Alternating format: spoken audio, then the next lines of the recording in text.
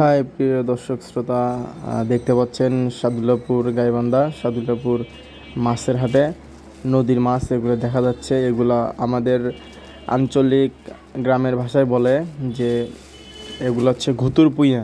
এই মাছের নাম কত সুন্দর, একদম জেতা মাছ, খেতে খুবই সুস্বাদু এবং যারা এটা খেয়েছেন তারাই বলতে পারবেন এটা প্রকৃত স্বাদটা আসলে কি। এটা দেশি পুঁটি, কত বড় সাইজ। আসলে এই মাছগুলো সবসময় দেখা যায় না। এই সচরাচর এই মাছগুলো দেখা যায় যখন নদীর পানি শুকায় আসে, চৈত্র মাসে দেখা যায়, যখন নদীতে আমাদের এইদিকে অনেকে বলে যে পালো পালো বলে, আর অন্যান্য দেশের ভাষা জানি না কি বলে।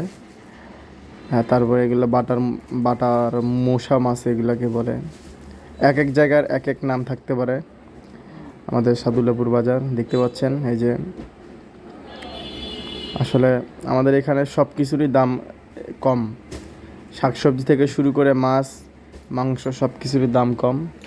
আমাদের উত্তরবঙ্গে একটাই সুবিধা। হুম।